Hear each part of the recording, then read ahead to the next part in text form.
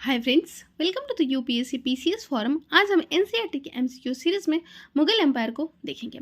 इसके पहले हमने कंप्लीट कर दिया पूरा एंशिएंट हिस्ट्री को। अगर आपने नहीं देखा है तो आप ज़रूर जाके देखिए, क्योंकि एमसीक्यू अगर आप बनाएंगे तो आपको समझ आएगा कि एनसीईआरटी से क्वेश्चन कैसे बनते हैं। एनसीईआरटी कई बार हम पढ़ते तो हैं, हमें समझ नहीं आता, हम नॉवेल की तरफ पढ़ तो लेते हैं, तो हमें उसको अच्छे से हमें अच्छे से क्रैम हो, हमें अच्छे से समझ आए। वो हमें कब समझ आता है? जब पता हो कि क्वेश्चन कहाँ से बन सकते हैं। और इसका सबसे अच्छा तरीका जो होता है वो एमसीक्यू होता है। तो ज़रूर एमसीक्यू बनाएं, ये मेरा पर्सनल एक्सपीरियंस है। तो एमसीक्यू बनाने के बाद आप बुक को ज़रूर पढ़ें, बहुत अच्छे से क्लैरिटी मिलेगी आपको और एक कॉन्फिडेंस मिलेगा। तो चलिए स्टार्ट करते हैं आज मुगल एम्पायर को। और पहला क्वेश्चन है बाबर से regarding, Which of the following statement is correct in the context of Babur? Babur के कॉन्टेक्स्ट में कौन सा स्टेटमेंट जो है वो करेक्ट है, हमें बताना है कहाँ कौन सा स्टेटमेंट करेक्ट है। He succeeded the throne of Fargana when he was only 11 years old.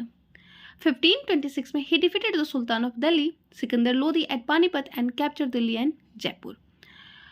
He was forced to leave Fargana due to the invasion of Arab group, the Uzbeks. He ruled over India for 10 years and consolidated his empire in India. हमें बताना है यहाँ पे कौन सा statement जो है वो करेक्ट है।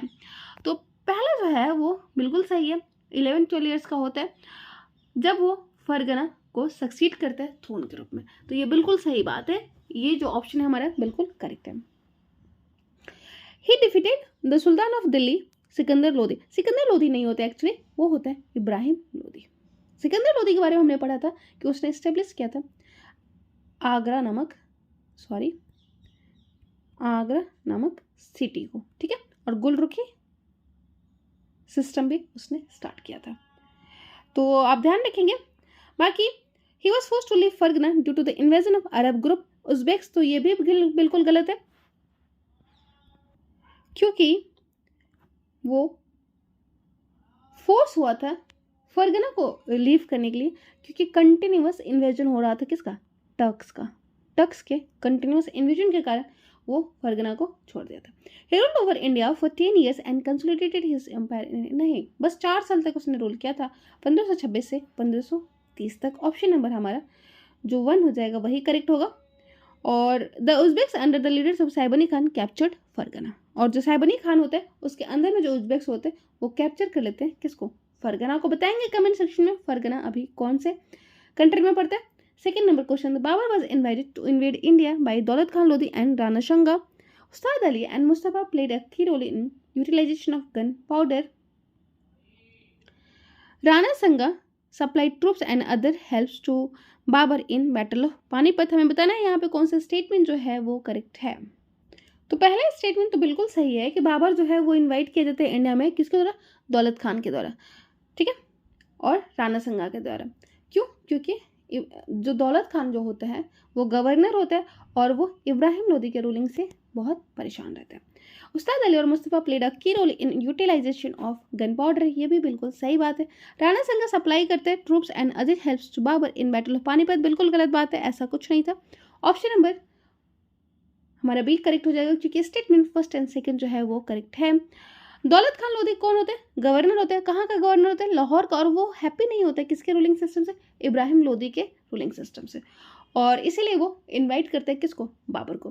राणा संगा रूलर होता है मेवाड़ का, और वो चाहता है कि इब्राहिम लोधी को रिमूव कर दिया जाए दिल्ली से, और इसीलिए दोनों जो है वो बुलाते हैं, और होता है बैटल ऑफ पानीपत 1526 में इब्राहिम लोधी और बाबर में, और जिसमें बाबर जो होता है वो डिफीट कर देता है इब्राहिम लोधी को। उस्ताद अली और मुस्तफ़ा जो है इंपॉर्टेंट रोल प्ले करते हैं utilization of gun powder for the armies of the Babur, ठीक है।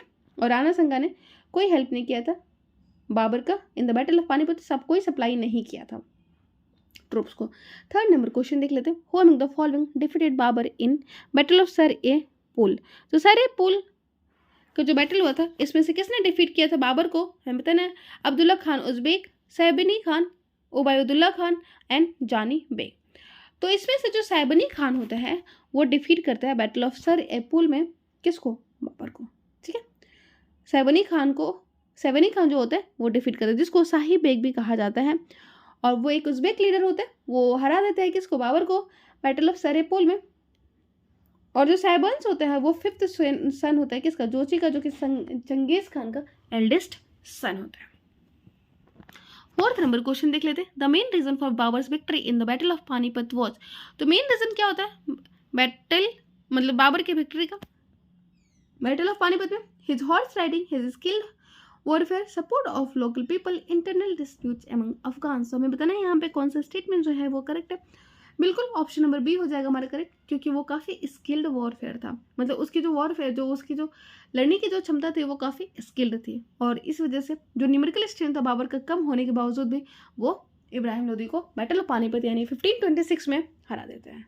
ठीक है, बाबर जो है वो यूज़ करते हैं गन पाउडर को, फायर आर्म्स को, फील्ड आर्टिलरी को, और इस तरीके से वो किसको हरा देता है? इब्राहिम लोदी को। और जो बाबर का जो लड़ने का जो टैक्टिक्स है बैटल में उसको लिखा गया तुलगोमा में, मतलब उसको तुलगोमा कहते हैं। जो टैक्टिक्स यूज किया गया था बाबर के द्वारा उसको तुलगोमा कहते हैं। फिफ्थ नंबर क्वेश्चन देख लेते हैं। Consider the following pairs regarding the military campaign of the Babur. हमें बताना है यहाँ पे कौन सा मिलिट्री कौन से ईयर से मैच करता है। तो 15 इनकरेक्टली है, मैच नहीं करता। 1524 AD capture Lahore. 1527 defeated the Rajput at Chanderi. 1528 defeated Rana Sanga Rajput ruler allies at Khanwa. हमें बताना है यहाँ पे कौन सा स्टेटमेंट जो है वो करेक्ट नहीं है। तो पहला तो बिल्कुल सही है कि वो लाहौर को कैप्चर कर लेता है 1524 AD में, तो ये बिल्कुल सही है।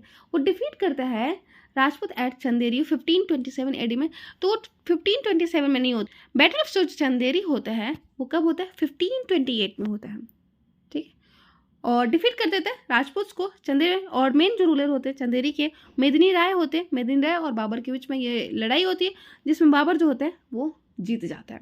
ठीक है, 1528 में defeated Rana Sanga Rajput ruler and allies. नहीं, 1528 नहीं होगा यहाँ पे होगा 1520। ये दोनों को ही इंटरचेंज कर दिया गया। 1527 में वो डिफीट करते हैं राणा सिंगा को जो कि राजपूत रूलर होते हैं मेवाड़ के, और उसको हरा देता है कौन? बाबर 1527 AD में। ठीक है,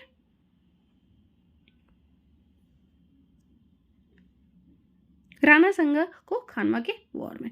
6 नंबर क्वेश्चन देख लेते। During which of the following battles did Babur declare jihad. तो किसके पीरियड में जो बाबर है वो डिक्लेयर करता है जिहाद को? Battle of Panipat, battle of Khanwa, battle of Chanderi, none of the above. तो जिहाद मतलब होता है आपका होली वॉर, और ये डिक्लेयर होता है बैटल ऑफ खानवा में, जब बाबर जो है किसके साथ बैटल करता है, किसके साथ लड़ता है? वो होता है जो राणा संगा होते हैं उनके द्वारा। और अपने इसको आर्मीज को मोटिवेट करने के लिए, एनर्जाइज करने के लिए वो क्या करता है? डिक्लेयर कर देता है जिहाद को, और ये होता है 1527 AD में, और इस तरीके से वो हरा देता है किसके? राणा संगा को। 7th नंबर क्वेश्चन देख। The empire of Babur included the areas of. तो एम्पायर जो था बाबर का उसमें से कौन से एरिया को इंक्लूड करता था? हमें करेक्ट ऑप्शन बताना है। Kabul, Punjab, modern UP, modern Rajasthan. हमें बताना है यहाँ पे कौन सा स्टेटमेंट जो होगा वो करेक्ट होगा। तो यहाँ पर होगा काबुल जो कि अफगानिस्तान में है, पंजाब पाकिस्तान और इंडिया, मॉडर्न उत्तर प्रदेश। ये तीनों ही एरिया कवर करता था। जो मॉडर्न राजस्थान वाला एरिया था वो कवर नहीं करता था। तो मुगल पीरियड बाबर के टाइम पे मॉडर्न टेरिटरीज कौन? Kabul, Punjab, Delhi, Gangetic plain of Uttar Pradesh. Except Kabul, this territories were annexed by Babur after defeating Ibrahim Lodi in the third battle of Pani. First battle होगा ना, in the first battle of Panipat. First battle होता है 1526 में। ठीक है, सेकेंड बैटल हमने देखा था 1556 में होता है अकबर के टाइम पे। इन द सब्सिक्वेंट बैटल खानवा और चंदेरी में, खानवा हमने देखा राणा संगा के द्वारा होता है, और चंदेरी मेदिनी राय के द्वारा होता है। चंदेरी के जो रूलर होते हैं, और वो इस तरीके से कंसोलिडेट करने रखते हैं अपना ईस्टर्न राजस्थान और मध्य प्रदेश वाला रीजन। तो ईस्टर्न राजस्थान खानवा में, और मध्य प्रदेश चंदेरी के रूलर को हराने के बाद। ठीक है, और पूरा जो राजस्थान होता है वो जहांगीर के पीरियड में मुगल्स के कंट्रोल में आता है 1615 AD में। 8 नंबर क्वेश्चन देख लेते हैं। और Babur was a poet, writer and his mother tongue was Persian. He was always keen to make gardens in all the places where he lived. He made polo game popular amongst Indian nobles. हमें बताना है यहाँ पे कौन सा statement जो है वो करेक्ट है। तो यहाँ पे है कि Babur was a poet, writer and his mother tongue was Persian. Babur जो था वो पोएट तो था, राइटर भी था, लेकिन उसका मदर टंग पर्शियन नहीं था। उसका मदर टंग टर्किश था। तुज़के बाबरी भी लिखता है वो टर्किश लैंग्वेज में, ये भी ध्यान रखेंगे। उसकी ये ऑटोबायोग्राफी है तुज़के बाबरी। तो ये जो ऑप्शन है हमारा वो इनकरेक्ट हो जाता है। और वो चारों तरफ गार्डन्स बनाने का मतलब हमेशा उसका इच्छा रहता है। और चारबाग स्टाइल जो होता है आपको पता होगा कि चारबाग स्टाइल जो है वो बाबर के द्वारा ही स्टार्ट किया गया था। ही made polo game popular amongst the Indian novels. तो ये भी बिल्कुल सही बात है, दोनों 2, 3 जो है बिल्कुल सही बात है। तो अपार्ट फ्रॉम मिलिट्री कंस्कर बाबर को कहा जाता है टैलेंट, उसका मतलब इन सब चीज़ों में भी टैलेंट और इंटरेस्ट के लिए भी उसको जाना जाता है। गार्डन बनाने का उसका ये रहता है और वो काबुल में बहुत सारे गार्डन्स जो है वो क्रिएट करता है। पोलो गेम में भी उसको इंटरेस्ट रहता है और इसको बनाता है वो पॉपुलर इंडियन नॉवेल्स के बीच में। उसकी जो मदर टंग होती है वो टर्किश होती है और वो लिखता है अपनी autobiography Tuzuk Baburi Turkish language में। 9th नंबर क्वेश्चन देख लेते, the arrival of Babur into India led to. तो अराइवल जो होता है बाबर का वो इंडिया में वो क्या करता है, क्या चेंजेस करता है? Introduction of gun powder in the subcontinent, introduction of arts and dome in the regions architecture, establishment of Timurid dynasty in the region. हमें बताना है यहाँ पे कौन सा स्टेटमेंट जो है वो इनकरेक्ट है। पहला स्टेटमेंट जो है हमारा कि introduction of gun powder in the सब कॉन्टिनेंट। पिछले क्लास में हमने देखा था कि गन पाउडर का इंट्रोडक्शन तो बहुत पहले ही हो चुका था, बाबर के आने से पॉपुलराइज भले ही बाबर के द्वारा किया गया था। ऑप्शन नंबर हमारा फर्स्ट जो होता है वो इनकरेक्ट हो जाता है। आर्चेस एंड डोम का जो रीजन्स के आर्किटेक्चर में इंट्रोडक्शन है वो तो दिल्ली सल्तनत के टाइम पे ही कर दिया गया था, तो ये भी बिल्कुल गलत है। दोनों ही स्टेटमेंट हमारा इनका establishment of Timurid dynasty in the region, ये बिल्कुल सही बात है। हमारा थर्ड ऑप्शन जो है, थर्ड स्टेटमेंट जो है वो करेक्ट है और स्टेटमेंट फर्स्ट एंड सेकंड जो है वो इनकरेक्ट है और इस वजह से हमारा ऑप्शन ए हो जाएगा करेक्ट, क्योंकि यहाँ पे पूछा जा रहा है इनकरेक्ट और इनकरेक्ट ही स्टेटमेंट है 1 और 2। हुमायूं के बारे में हम देखेंगे। हुमायूं कौन था? बाबर का सन था। From the following names identify the one who was not the brother of Humayun. इनमें से कौन सा जो है वो ब्रदर नहीं था हुमायूं का, ये हमें बताना है। कामरान, उस्मान, अस्करी एंड हिंडाल, इन चारों में से कौन सा जो है बाबर का ब्रदर नहीं था? तो जो अस्करी है वो तो था, उस्मान जो है वो उसका भाई नहीं था।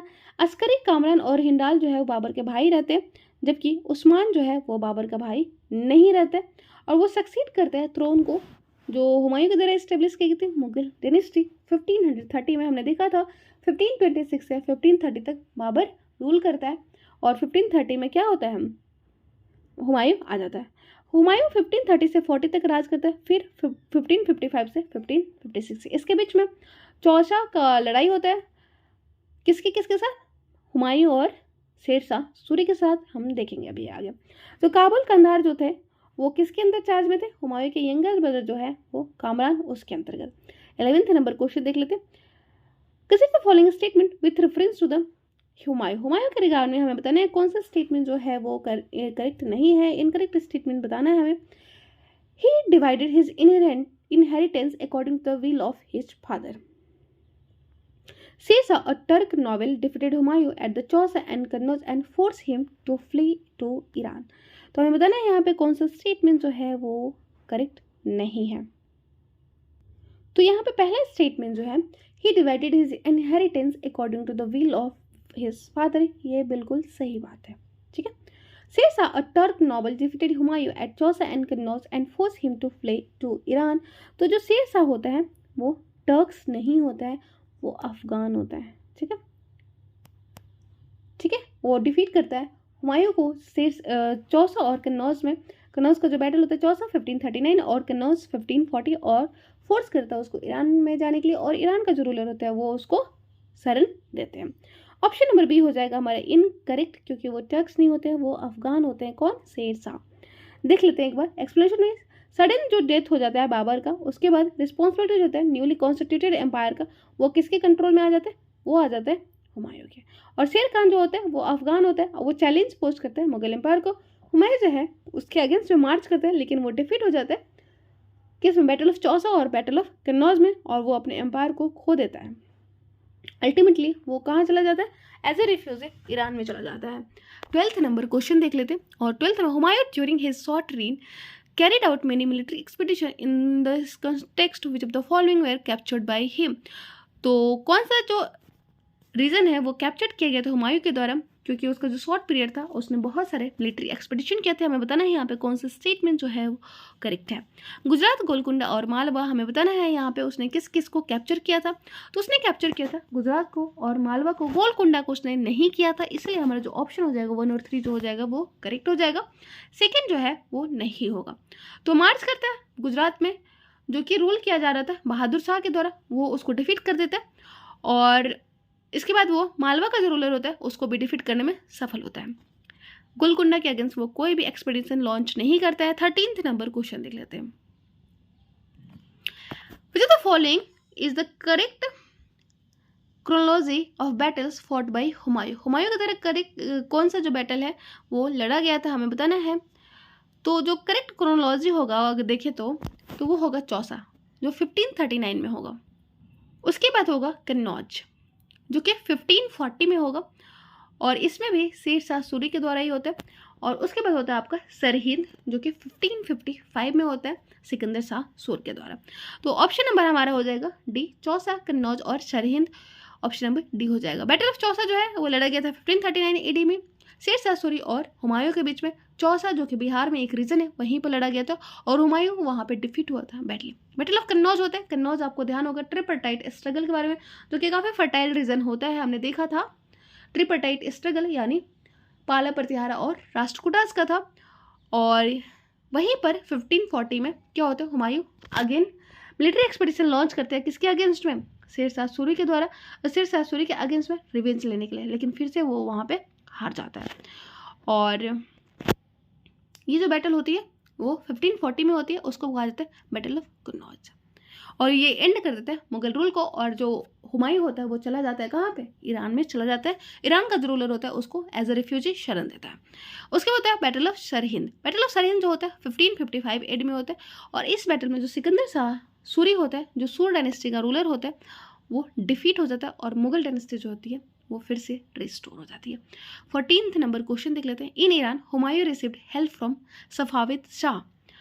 The ambition of his brother Mirza Kamran weakened Humayun cause against Afghan competitors. He died in the year 1556 in the battle against the Afghan nobles. हमें बताना है यहाँ पे कौन सा जो स्टेटमेंट है वो करेक्ट है। तो पहला स्टेटमेंट जो है, इन ईरान हुमायूं रिसीव करता है हेल्प फ्रॉम सफाविद शाह। हमने देखा कि बैटल ऑफ चौसा और कन्नौज के बाद वो चला जाता है ईरान और वहाँ पे उसको हेल्प मिलता है, ये बिल्कुल सही बात है। The ambitions of his brother Mirza Kamran weakened Humayun's cause against Afghan competitors. ये भी बिल्कुल सही बात है। अफगान कॉम्पिटिटर्स आप ध्यान में रखेंगे, शेर शाह सूरी जो सूर डायनेस्टी है उनके रिगार्डिंग बात की जा रही है, तो ये भी बिल्कुल सही है। जो थर्ड है वो डेथ कर जाता है 1556 में, ये तो बिल्कुल सही है। In the battle against the Afghan noble, नहीं, वो सीढ़ियों से गिर के डेथ कर जाता है। लाइब्रेरी की सीढ़ियों से गिर के उसकी डेथ हो जाती है, इसलिए थर्ड जो स्टेटमेंट होगा हमारा इनकरेक्ट। जो करेक्ट स्टेटमेंट हो जाएगा वो नॉट टू, इसलिए स्टेटमेंट ऑप्शन हमारा बी हो जाएगा करेक्ट। शेर शाह सूरी जो है वो फोर्स करता है हुमायूं को लीव करने के लिए दिल्ली में, और उसके बाद वो कहाँ जाता है? ईरान में जाता है। और उस टाइम पे उसके कोई भाई उसको हेल्प नहीं करते और उसका जो भाई होता है, it was the ambition of his brother Mirza Kamran which weekends Humayun cause against Afghan competitors. ठीक है, लेकिन जो सफाविद रूलर होता है वो उसको हेल्प करते हैं मॉनिटरी और मिलिटरी दोनों से। 15th नंबर क्वेश्चन देख लेते हैं। When Humayun was engaged in establishing law and order in गौर, गौर आपको पता होगा किसकी बात करें? Capital of Bengal. Who among the following declared himself as the ruler of Agra? तो जब हुमायूं जो है वो इंगेज रहता है किस में? गौर में, लॉ एंड ऑर्डर को एस्टेब्लिश करने में। तो कौन सा जो रूलर होता है वो डिक्लेयर कर देता है खुद को आगरा का रूलर? तो वो होता है आपका हिंडाल। हिंडाल जो होता है वो खुद को आगरा का रूलर डिक्लेयर कर देता है। और इसकी वजह से क्या होता है, मतलब ये जो प्रोसेस, जो स्टेप लिया जाता है हिंडाल के द्वारा, तो ये क्या करता है? हिंडाल कौन होता है? हिंडाल जो होता है वो उसका ब्रदर होता है।